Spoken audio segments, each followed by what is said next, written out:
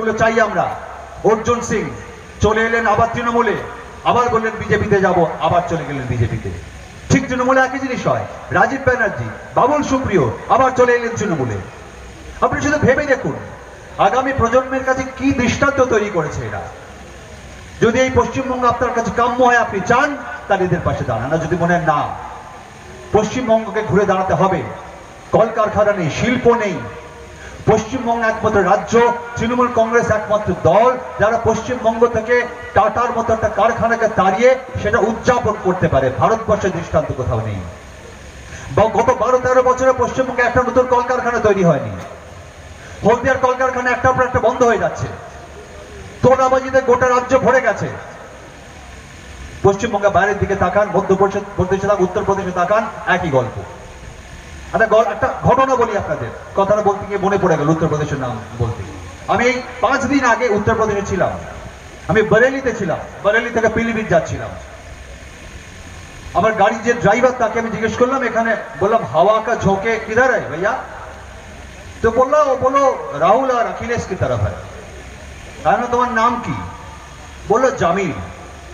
আমি কি জানি, মুসলিম, হয়তো বিজেপির এই সমস্ত অত্যাচার বিদ্বেষ তার বিরুদ্ধে কথা বলতে চাইছে।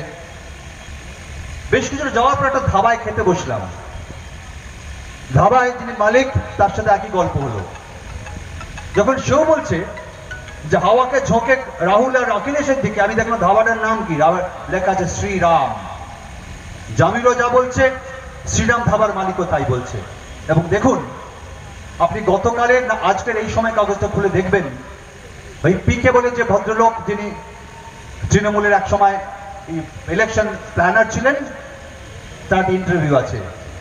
তিনি বলছেন ভারতবর্ষে ব্র্যান্ড মোদির ভ্যালুয়েশন কমে যাচ্ছে। আসলে এই উত্তরপ্রদেশে আমার ব্যক্তিগত অভিজ্ঞতা থেকে আজকের কাগজের খবরটা যখন মিলিয়ে নিচ্ছি, তখন বুঝতে পারছি যে দুজনেই সঠিক কথা বলেছে। তার কারণ, যে দেশে 60 কোটি মানুষ এখনো দুবেলা ভালো করে খেতে পারে না, সেই দেশে আজ যাই হোক রাম রহিমের গল্প শুনিয়ে, হিন্দু মুসলমানের গল্প শুনিয়ে মানুষকে ভোলানো যাবে না, যেতে পারে না।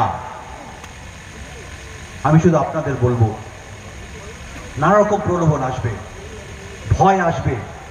অনেকে বলছেন নির্বাচনের পর সেন্ট্রাল ফোর্স চলে যাবে, এখানে থাকতে হবে। কি করে থাকবেন?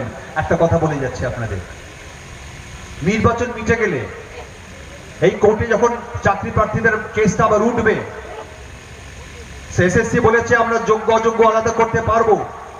8 থেকে 9,000 অযোগ্য প্রার্থীর নাম এমনি নাকি তাদের কাছে আছে।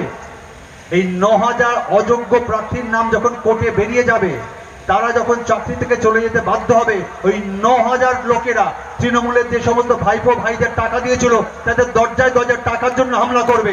এরা নিজেরা কেউ পালাতে পথ পাবে না। তাই যারা আপনাকে চমকাচ্ছে তাদের বলবেন যে আর কিছুদিন পর ভাই তোমরা কোথায় মুখ লুকাবে, কোথায় শেল্টার নেবে, তোমরা নিজেদের রাস্তায় রাখো, আমাদের নিয়ে ভাবতে হবে না।